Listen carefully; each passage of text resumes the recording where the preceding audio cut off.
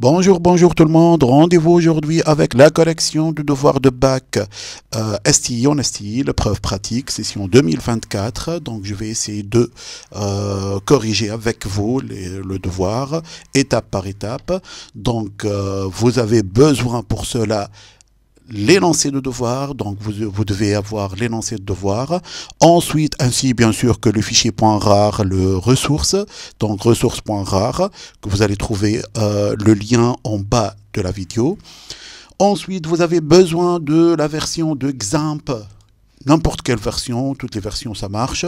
Donc vous avez besoin de la version XAMPP installée et vous devez démarrer les deux modules Apache et MySQL, donc comme vous voyez ici.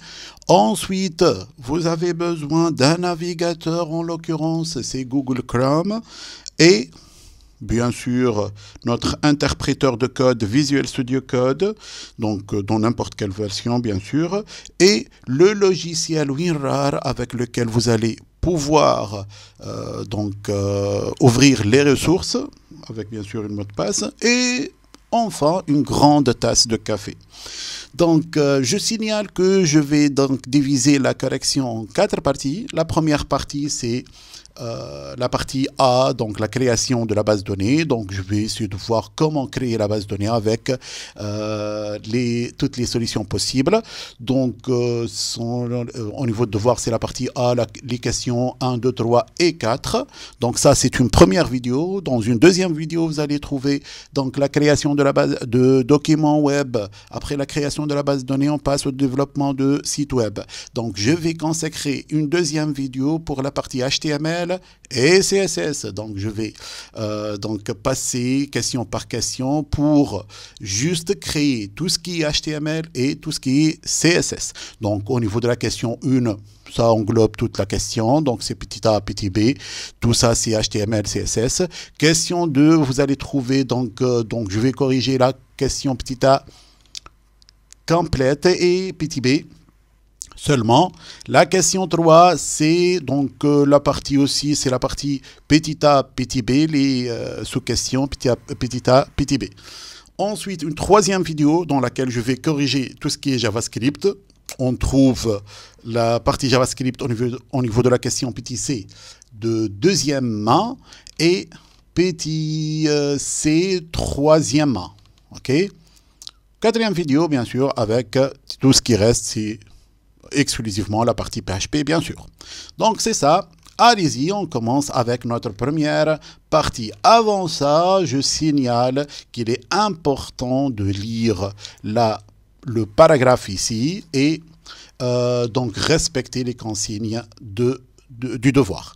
Donc je vais commencer à lire. Donc toutes les ressources à utiliser se trouvent dans le répertoire ressources situé sur la racine C. Donc j'ai bien les ressources au niveau de la racine, c'est bien. Il est demandé au candidat de créer dans le répertoire du serveur web local 3W ou bien htdocs. Bien sûr, dans notre cas exemple, on trouve htdocs. Un dossier de travail en le nommant SW et un numéro. En l'occurrence, je vais utiliser le numéro 1, 2, 3, 4, 5, 6. Ça, c'est une imitation, bien sûr. Où seront enregistrés tous les documents à réaliser. Et je vais commencer par ce consigne. Alors, je passe en exemple.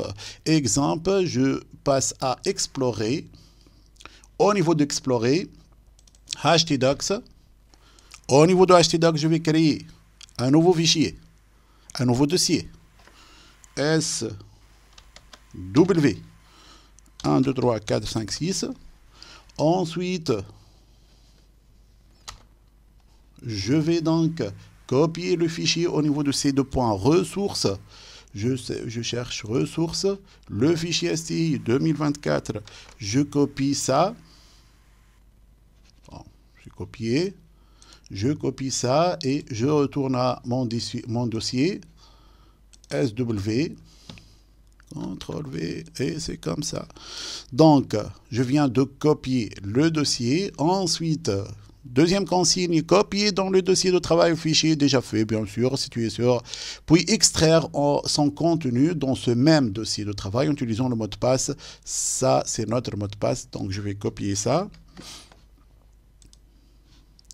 Ensuite, je fais un clic droit.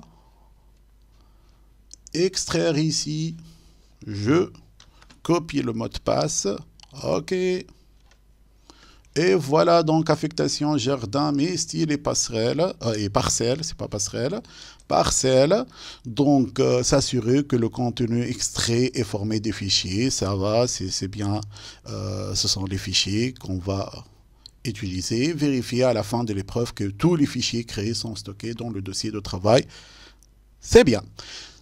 Allez-y, on commence. Dans le but de favoriser les interactions sociales et de soutenir la préservation de l'environnement, la municipalité d'une ville envisage de réaliser un projet qui permettrait à un groupe d'habitants de participer.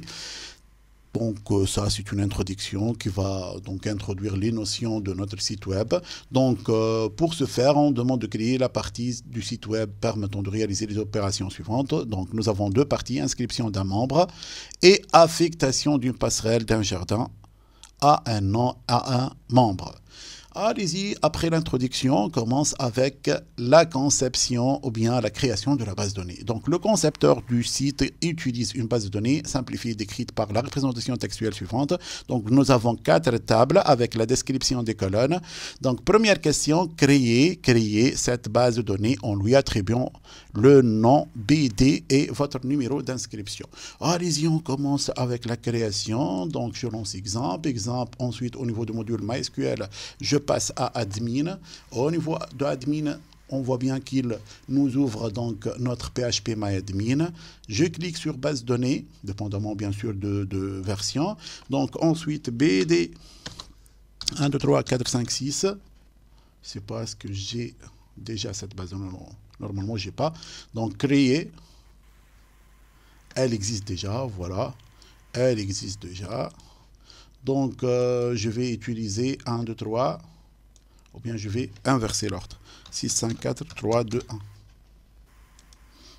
La base de données est créée, base de données, donc je remarque, voilà le numéro. Bien sûr, au niveau de devoir, vous n'inversez pas le numéro, donc vous restez sur le même numéro. Donc, la première table à créer, c'est notre première table, c'est la table jardin avec 3 colonnes, bien sûr. Donc, je reviens là, donc c'est la table jardin. Nombre de colonnes, c'est 3, créé. La première colonne, c'est ID jardin, ID jar. ID jar qui est une chaîne de taille 2, qui est l'identifiant, donc c'est la clé primaire. Donc c'est une chaîne varchar de 2. Ensuite, au niveau de index, je dois mettre primary.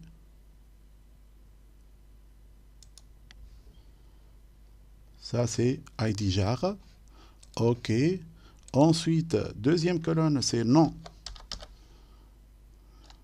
jar. On respecte la casse, bien sûr. Donc, nom jar, c'est une chaîne de taille 50. Varchar de 50. Ensuite, adresse. Adresse, c'est une chaîne aussi de taille 50. Varchar de 50. Voilà, notre première table est terminée. Je clique sur enregistrer. Je passe à la deuxième table. Donc, deuxième table, je clique sur le nom de la base de données. Deuxième table, c'est la table parcelle. Parcelle. Parcelle qui admet 3 colonnes aussi. 3 colonnes. La première colonne, c'est ID par et c'est un numéro automatique. ID par, c'est un numéro automatique, c'est un entier. Je laisse sans taille et la taille par défaut, ça sera 11. 11 entiers. Donc, ensuite, il faut signaler qu'il s'agit d'une clé primaire au premier lieu et c'est une colonne à auto-incrément. Donc, tu peux cliquer sur ou bien cocher auto-incrément et automatiquement, ça va être une clé primaire. Donc, ensuite, num par,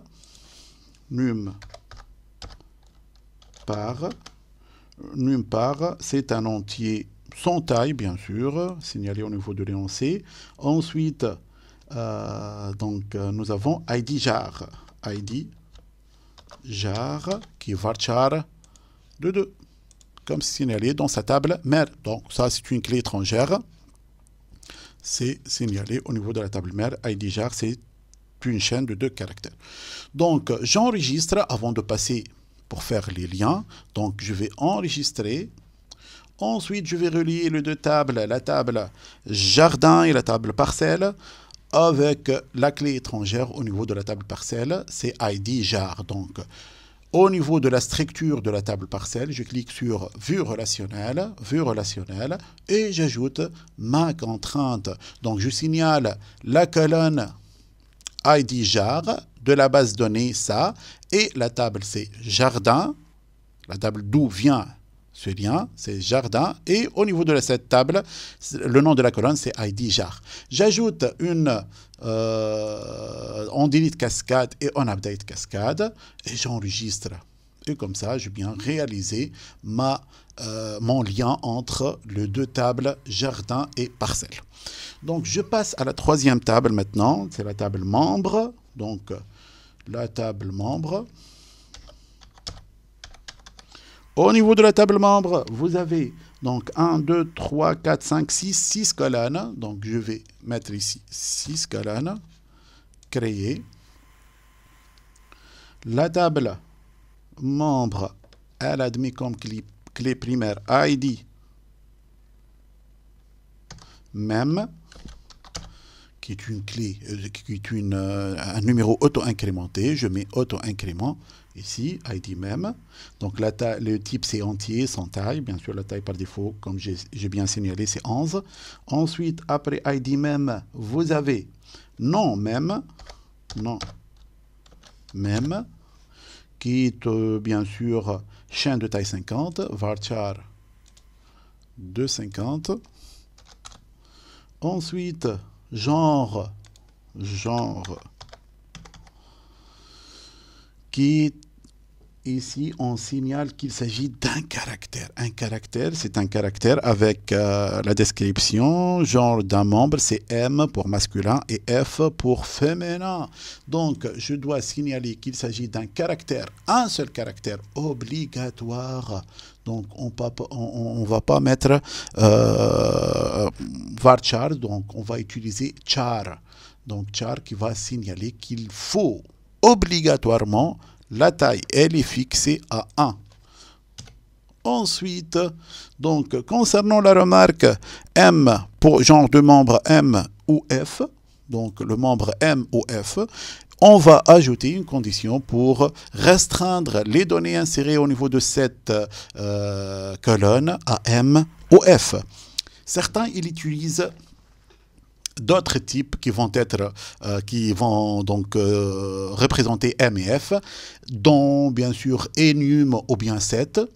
Donc on voit bien qu'au niveau de notre annexe, on ne trouve pas les types enum et set. Alors, on ne va pas essayer de l'utiliser. OK. Donc, je passe à date de naissance. Date naissance. Date naissance, c'est une date. Date de naissance, c'est une date. Ensuite, email. Email, bien sûr. Concernant l'email, c'est une chaîne de taille 50 avec unique. Elle est unique. Donc, varchar de 50. Unique. Comment on signale unique? C'est au niveau de index. Index sur email. Je mets unique. Seulement ça. Exclusif. Qu'est-ce que ça veut dire unique? Donc, ça veut dire qu'il n'y a pas deux membres dans cette table qui ont le même, ou bien qui ont la même adresse email. Donc, l'email est unique. Donc, ensuite, MDP qui veut dire mot de passe. MDP, mot de passe. C'est une chaîne de taille 6, mot de passe d'un membre. Donc, varchar de 6. Varchar de 6. Donc, c'est ça, notre table. J'enregistre. Et c'est bon, donc vous avez la clé primaire, donc la clé jaune, ça veut dire que c'est une clé primaire, que la colonne est clé primaire. La clé en gris, ça indique que c'est un index. Tu peux trouver dans une même colonne que c'est une clé primaire et c'est un index. Donc ça c'est concernant la table membre. Maintenant la table affectation, donc je passe à la table affectation. Donc j'ajoute affectation avec 3 colonnes. La première colonne, c'est la colonne ID même. Et ID même, elle est auto-incrémentée. Est-ce que je dois signaler ID même en auto-incrément au niveau de la table phi? C'est interdit. Vous n'avez pas donc vous n'avez pas à utiliser auto-incrément au niveau de la clé étrangère. La clé étrangère, je rappelle, les informations, bien les données de la clé étrangère, ça provient de la table mère. Donc vous n'avez pas le droit d'utiliser auto-incrément. Auto-incrément, ça veut dire que la colonne va créer elle-même ses propres valeurs. Non. Au niveau de la clé étrangère, on met tout ce qui est auto-incrément. Donc, on signale qu'il s'agit d'une clé primaire. Donc, bien sûr que ID même, elle fait partie de la clé primaire de la table affectation, mais faites attention, on ne doit pas signaler auto-incrément au niveau de la clé étrangère. Donc, je signale que c'est un entier taille non signalée, ça veut dire 11. Et au niveau de l'index, je mets primary. Exécuter, c'est bon. Ensuite, ID par, de même, ID par, c'est en auto-incrément. On ne doit pas mettre en auto-incrément au niveau de la table phi. ID par entier, donc c'est un entier, ID par, oui, je vérifie, c'est un entier, et qui fait partie de la clé primaire. Donc, vous voyez, donc la clé primaire, elle se compose maintenant de 2 colonnes, ID même et ID par. Exécuter, c'est bon. Donc, notre clé primaire, elle englobe les 2 colonnes. Ensuite, je vais ajouter datedeb.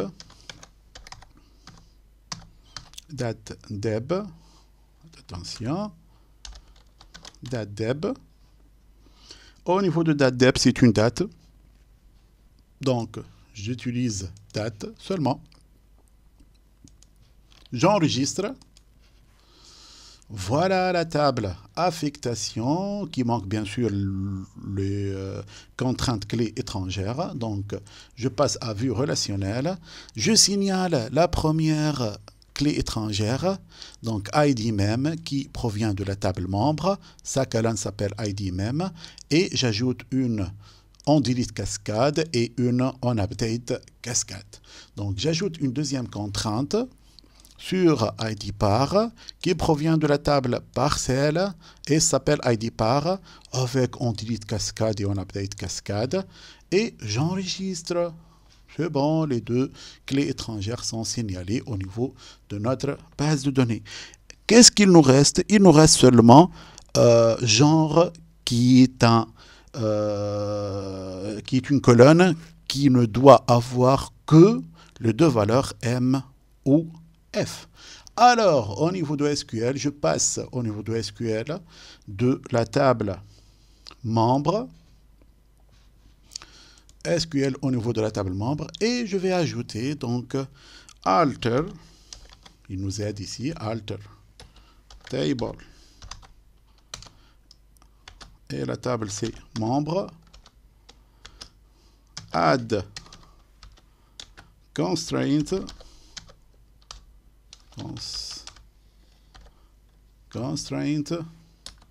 vous pouvez appeler CK genre check genre si vous voulez égale M or genre égale F. On ferme ça. Donc, vous voyez qu'il y a une erreur. Je vais lancer. Et ça passe. Même s'il y a une erreur, Il n'y a pas d'erreur. Donc, il a un petit problème avec check. Mais la commande, elle passe sans problème. Donc, comme ça, on termine la création de notre base de données. Je passe à la deuxième question maintenant. Donc, la création de la base de données, c'est fait en se référant à la représentation textuelle fournie, réaliser les tâches suivantes, créer les tables de cette base de données, ça y est, c'est fait. Établir les relations entre les différentes tables, ça y est, c'est fait. Insérer les lignes suivantes dans les tables jardin et parcelle. Donc, je vais ajouter 2 lignes au niveau de la table jardin et plusieurs lignes, 8 lignes au niveau de la table parcelle. Très bien, donc je passe à la table jardin. Donc au niveau de la table jardin, au niveau de lien vers insérer, donc je clique sur insérer. La première ligne, ici nous avons J1. Ensuite, résidence des pins, résidence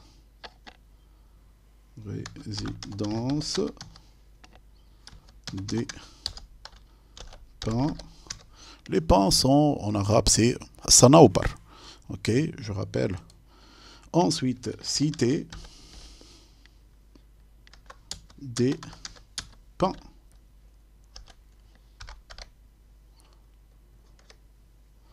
Cité des pins. Ça, c'est notre première ligne. Deuxième ligne, c'est R3. Ensuite, Eden des roses. Eden, ça veut dire le paradis. Eden des roses, rue des martyrs. Rue des martyrs. Très bien, donc voilà. Est-ce que je peux commencer, au lieu de, par remplir la table parcelle, au lieu de la table jardin? C'est non. Donc on voit bien que parcelle, c'est une table fille par rapport à jardin. Donc vous devez remplir la table jardin avant de passer à la table parcelle. Donc je passe à l'exécution de 2 lignes. Donc comme vous voyez, 2 lignes insérées, c'est bien. Donc je passe maintenant à la table parcelle et je clique sur insérer table parcelle. Bien sûr, notre interface nous donne 2 lignes à insérer. Tu peux insérer 2 lignes seulement, mais je dois insérer 8 lignes, donc je passe en bas à gauche et continue l'insertion avec 8 lignes. Entrée, et comme ça, vous avez 8 lignes à la fois. Vous n'avez pas besoin de passer d'une page à une autre. Ok, donc je passe ici, donc ID par, je rappelle, au niveau de parcelle, c'est un numéro automatique. Donc tu laisses vide. Donc tu laisses vide. Numpar, c'est 1 ici, pour la première ligne. Et comme vous voyez, c'est une liste déroulante car ID jar, c'est une clé étrangère qui provient de la table jardin. Donc, notre SGBD, il va utiliser une liste déroulante pour pouvoir lier la table parcelle, la clé étrangère avec sa table mère. Donc, ici, c'est, je crois que c'est J1. OK. Ensuite, avec la deuxième ligne, je mets ici 2 et J1. Je laisse aussi ID par vide. 3 J1 et 4 J1. C'est ça. Ensuite, ligne suivante.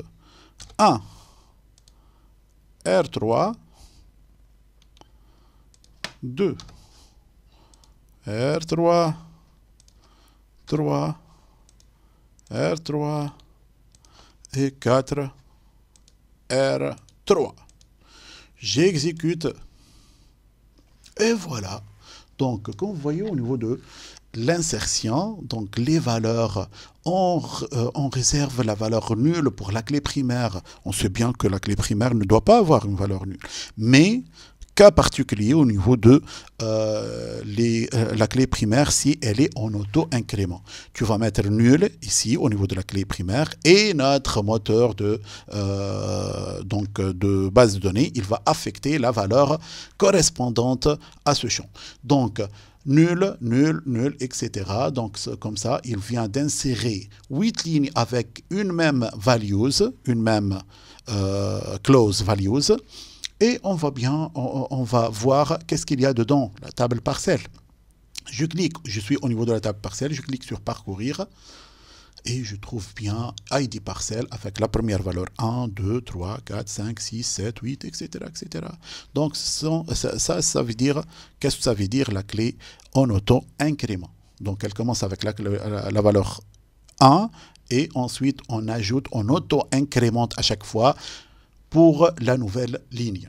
Donc c'est ça concernant la question 3. Question 4, une fois terminé, question 4, donc exporter cette base de données au format SQL sous le nom BD, votre numéro d'inscription, avec partie B, donc ça c'est notre question 4, donc je vais exporter la base de données. Faites attention, maintenant je suis au niveau de la table parcelle. Si je clique sur exporter, le code de la table parcelle, c'est seulement va être exporté. Donc, je dois cliquer sur le nom de la base de données, le nom de la base de données. OK.